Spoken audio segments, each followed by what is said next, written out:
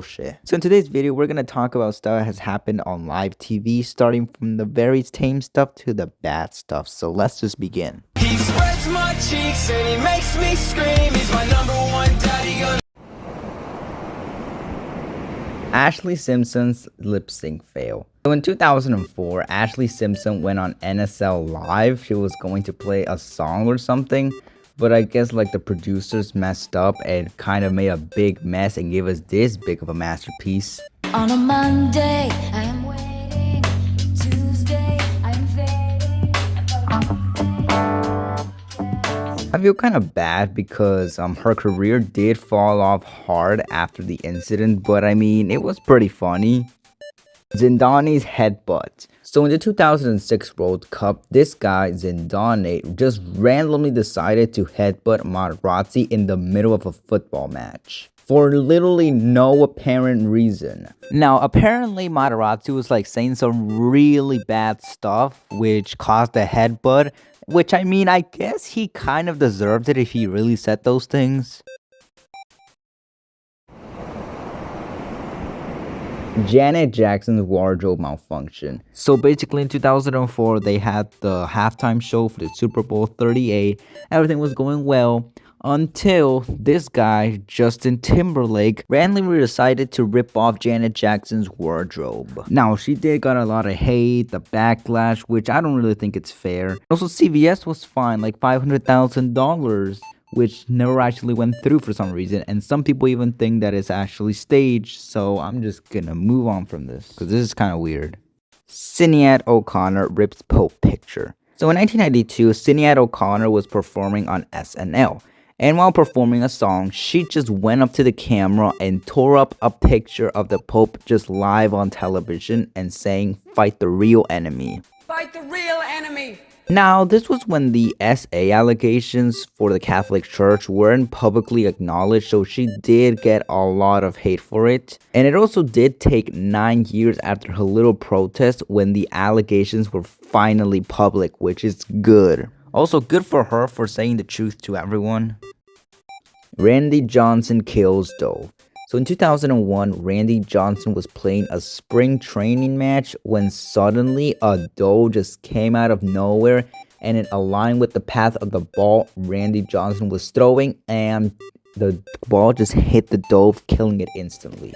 Now, surprisingly, PETA actually tried to sue Randy Johnson just because of that incident, which is, I'm pretty sure, is like the dumbest thing ever.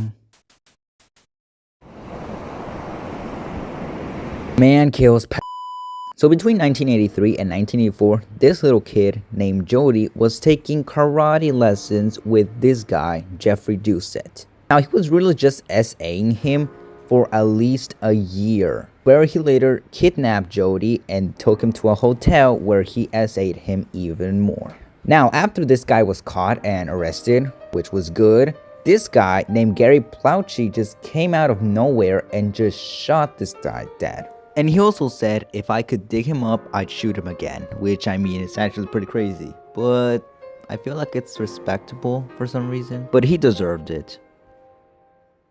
News helicopter crash. So in 2007, a police chase was happening, and a helicopter who was recording the chase was suddenly struck by another helicopter who was recording the same exact chase. Oh, we're gonna pull out.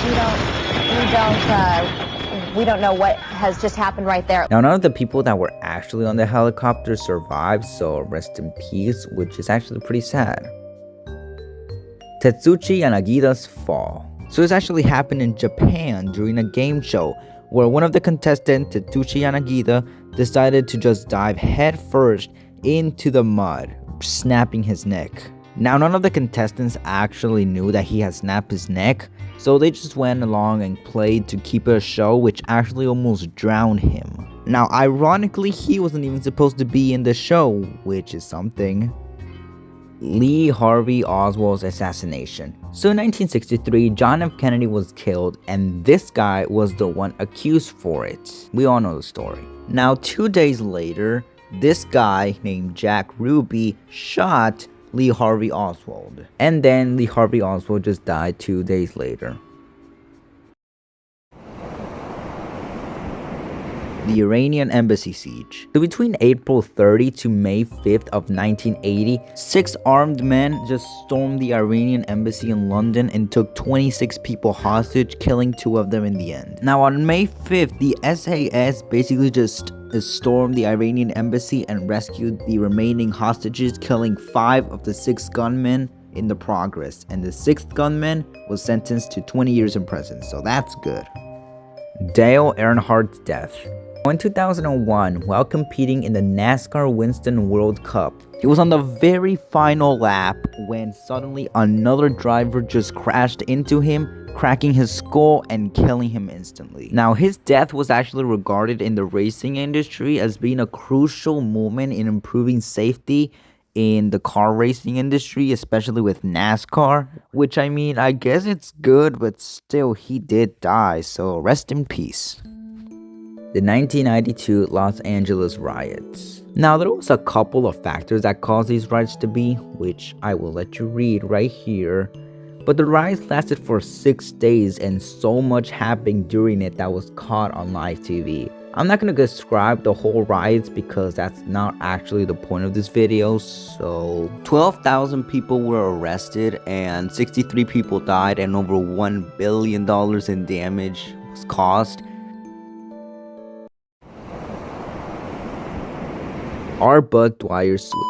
So R. Bud Dwyer was the treasurer of Pennsylvania, and in the 1980s he did a lot of stuff he wasn't supposed to do and he got arrested for it. Now on January 2nd, 1987, the day before he's sentenced, he called a press conference and proceeded to shoot himself in the mouth in front of everyone. And he was facing 55 years in jail, which was going to be an automatic death sentence for him, considering he was 50 years old. Christine Chubbuck's. Christine Chubbuck was actually a news reporter, and in 1974, in front of literally everyone, she shot herself and died 14 hours later. Now, people actually found a script she was reading off that literally just included her suicide and also instructions on what to say after her death, which is actually kind of scary to think about. Also, the footage of her committing actually lost media, and there's like this whole little drama about the footage and if it even exists, but I'm not gonna get into that.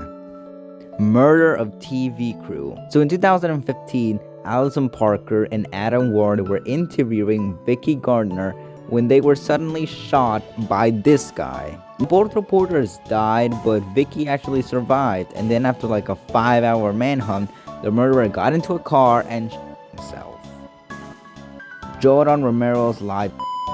So in 2012, Jordan Romero stole a car and basically just started a whole police chase, which ended in him shooting at police cars and eventually shooting even the helicopter that was recording the chase. And then when the car ran out of gas, he basically just got out and shot himself. Now apparently he was actually a wanted felon and he had actually had a big criminal background. And then Fox got sued by like the relatives because they were too traumatized because of the incident, something like that. Carl Wallen falls to his death. Now, this guy was a tightrope walker, and one day in 1978, he was going across 2 towers, but due to there being high winds and a wire that was not properly secured, he eventually lost his balance and ultimately fell 121 feet to his death. Rest in peace. JFK's assassination. Now in 1963, John F. Kennedy was in a parade in Dallas in his car when he was shot twice in the back by Lee Harvey Oswald. 30 minutes later, John F. Kennedy was pronounced dead. And it's also kind of sad that her wife had to watch his husband just die in front of her. Manila hostage crisis. So this actually happened in the Philippines. And in 2010, a local police officer hijacked a tourist bus and basically just held all 26 people inside hostage. Now after some negotiation which lasted about 10 hours, some people managed to get out safely. But at this point it was at his breaking point, so he just started at everyone else on the bus, killing 9 people. And then when he tried to get out, some police officers managed to in the head, killing him. Now surprisingly, the live footage for this actually became lost media, and it wasn't until like 2010 where the media was actually found. So that's something.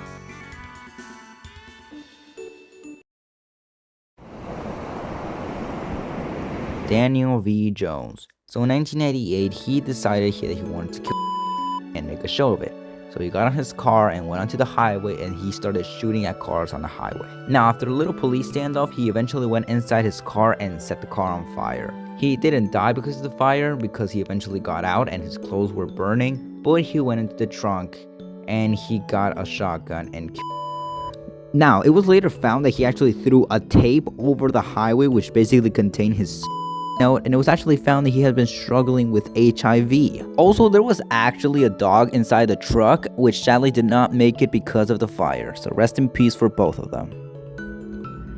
The Twin Towers. Now, I'm pretty sure everyone already knows the story, so I'm not really gonna explain it too much. But in September 11th of 2001, a group attacked the Twin Towers and killing almost 3,000 people, making it the deadliest attack in the United States.